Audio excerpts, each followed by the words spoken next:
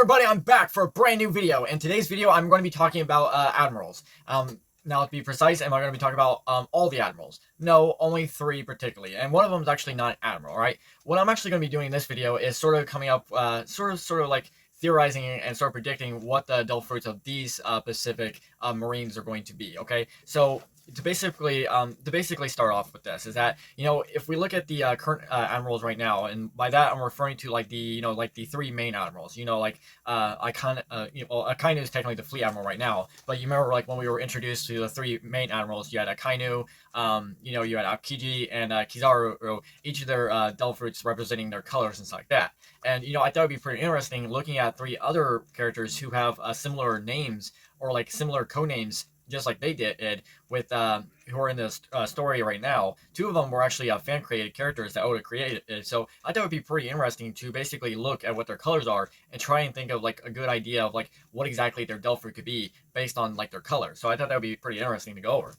So before I actually get into sort of like the idea of like the Delphi fruits that I chosen to represent these characters, I figured I should go over the ones that we have right now. So right now we'll start off with the Fleet Admiral Akainu. So Akainu's Delphi fruit right now is the Magma no Mi, or basically the Magma fruit, right? He allows him to, he's a Logia that can turn into basically magma, or in another generic name would be lava itself, okay? Then you have Kizaru, who is basically represented by the color yellow. Allows him to turn his body into light, basically pure light. All right, he's basically the concept of like light speed, the speed of light, kind of like that. Okay. Then you have Aokiji, who is basically represented by the color blue, and he is able to turn his body into ice. Okay, and now the 2 current admirals right now, along with Kizaru, is Fujitora and Admiral Greenbull, all right, or Ryukugyu, all right. Ryukugyu is a Logia type as well, and he's basically the Mori no Mi, or basically the force fruit, all right. It allows him to turn his body into a force, so he's represented by the color green. And then you have Fujitora, which is basically represented by the color purple, and his Delphi fruit allows him to basically sort of manipulate gravity, all right. His Delphi fruit is called the Zushi no Mi, which is basically referring to the Stomp fruit, all right. Now his Delphi fruit is a little unique, all right.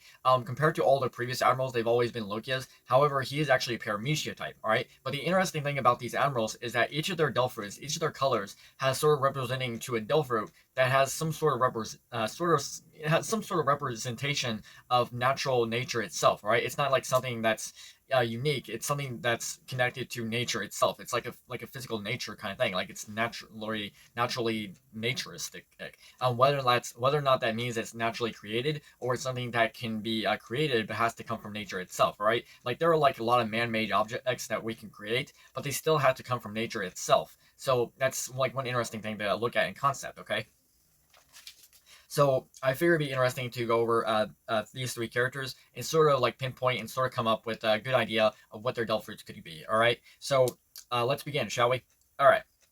So I think we should start off with the lady, because I think it's I think we should be gentlemen here and ladies first. Okay. So the first one is Jion. And her epithet is called Momousagi, all right? She's basically referred to as Pink Rabbit, all right? Or basically Peach Rabbit, all right? Momo translates into peach. However, sometimes it's got some sort of like a pinkish color to it, or like a pink tone. So in most cases, she's referred to as Pink Rabbit, okay?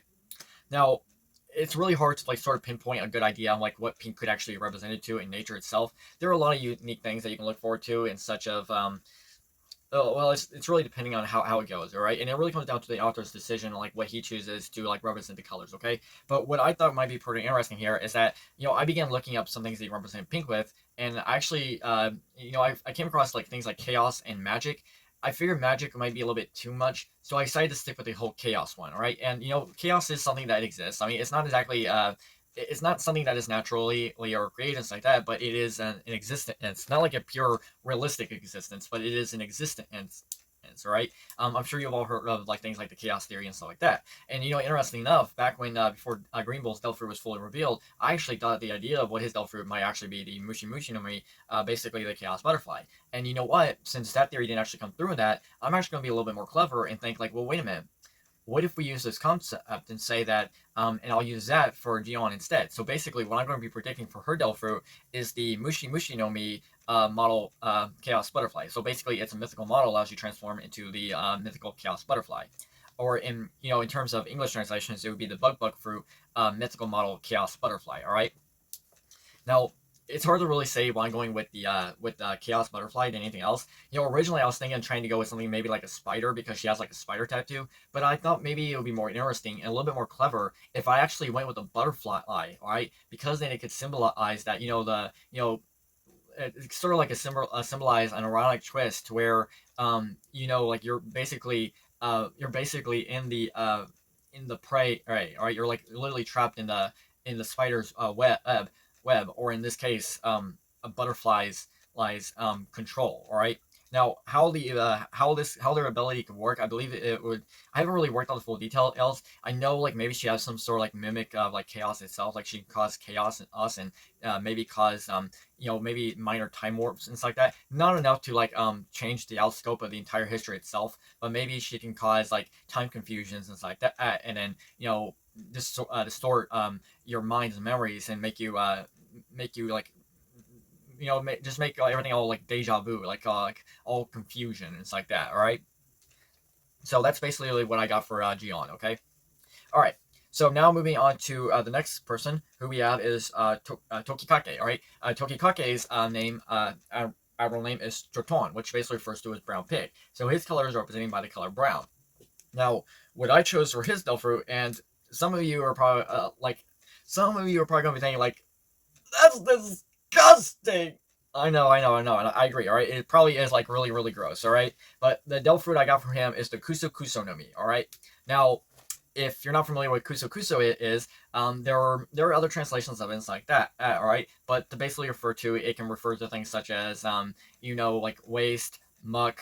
It can refer to things like dirt, but it can also refer to things like dung, feces, and stuff like that. And the interesting thing why I decided to go with this, naturally speaking, is because I remember like, all right, so rewind the clock back, right before Akainu was revealed. Apparently, there were a lot of theories going out there wondering like what his Delph fruit could be and stuff like that. Before it was revealed to be the Maga no Mi, I even heard that there were people out there suggesting that his people were giving his Delph fruit as the blood fruit, right? He would be able to manipulate and control blood, right? Kind of reminds you of like in the original Avatar anime series on Nickelodeon, like that, where Katara was able to learn bloodbending from that old woman and who was I can't remember what episode it was, but it's been a long time since I've seen those episodes like that. Any Avatar original anime series would know what I'm talking about. Would know what I'm talking about. Okay. So to basically sum it up, I decided to go with the Kusa no Mi. However, for an English translation, I decided to go with the Muk fruit, right? And basically, what this allows him to, it's basically maybe like a Logia type that allows him to turn his body into pure muck. So he's basically like a muck human, all right? And he gives off like this foul odoring smell. He's like purely disgusting, all right? And you're probably thinking, well, won't this confuse him with the Numa Numa no Mi? Well, let's keep in mind that there's a big difference between how this is going to go. All right. So while the Kusa no Mi might look more resemblance to maybe like mud and stuff like that, giving off foul odor. There is a bit of a difference between mud and swamp. Right. Swamp is more of like a huge generic like waste like not waste, but it's like a new swamp is more in the sense of like a dirty lake, right? Like a pure dirty lake that's clearly eroded in the point to where it's a mixture of like earth mixed into like the water so much that you're sinking in the concept, right? It's basically a concept of a pure dirty lake. A mud, or in this case, or even like what I'm referring to in the muck in the sense, is basically the ground being wetted so much that it's basically leaving a bit of a muddy structure or something like that. So there is a bit of concept similarities that you might get confused between these two things, but they are completely different. Right? But the main concept, what I'm referring to, in the sense of like turn someone into basically a foul, odory, stinky human, it's like that. So basically the muck fruit or the kusu kusu no Mi. All right. So now we'll move on to the final one, and the last one we have is Kurouma. Who's also known as Tensei, all right? So Kurouma basically refers to as black horse, all right? And his epithet is basically, his color is black, okay? So going with him, I was really thinking of the idea of maybe like tar, right?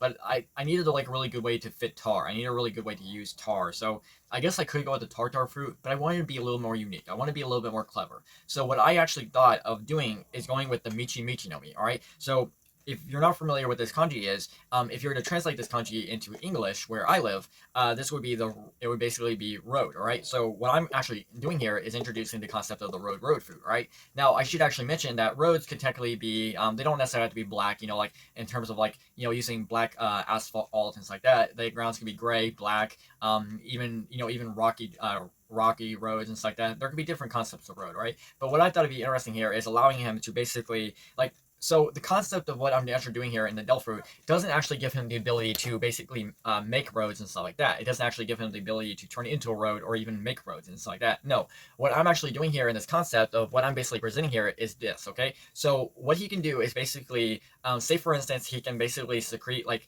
tar-like substance from his hands and stuff like that, right? Like these black tars from his hands, like asphalt tar, right?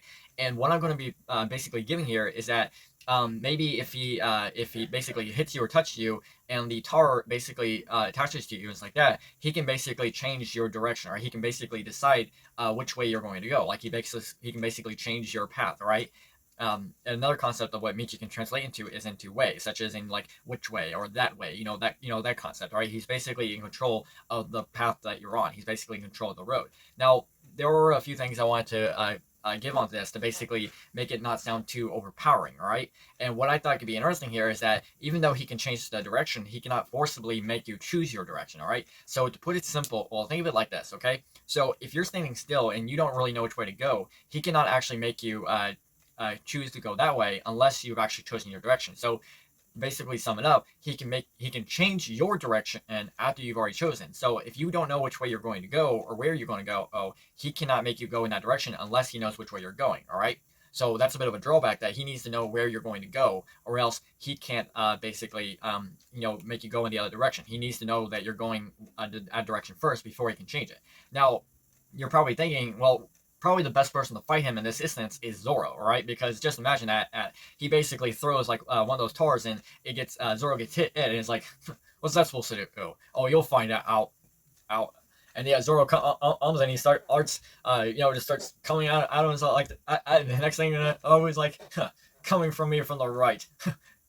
You're insane. Why are you going left? And all of a sudden, Zoro just turns left on his own before he even says anything. Before he even completely says anything, is completely off guard, knowing that Zoro went in a completely different direction. Like, that's not the way you're supposed to go. Where are you going? Yeah, I know it's a crazy concept and stuff like that, but I thought it'd be pretty interesting. We have all these other admirals and stuff like that. With those ones having color coded names and they having null fruits, I thought it'd be pretty interesting to sort of theorize and sort of predict what exactly could their null fruits be, right? So that's basically what I got, and that's basically that's what I got. So hey, let me know if you actually like the decisions I made. Let me know if you actually enjoyed them and liked them and stuff like that. I really pretty much like to hear from you guys, okay? So make sure to leave a comment down below what you thought of the video and stuff like that. Or let me know if you have any other ideas what their adult foods could actually be if they were to have ones, okay? If you like the video so much and you really enjoyed it, you should actually smash that like button, all right? That's actually very important, all right? Another thing you can do is subscribe to the channel, all right? Subscribing to the channel is one of the best things you can do, all right? Hit the notification bell, else that way you can keep up to date on another new video I'll be adding in the near future, all right? So, hey, there are many other things to do, and if you feel like other people need to hear this video, feel free to share it, all right? Thank you so much, and you all have a good day. Bye now.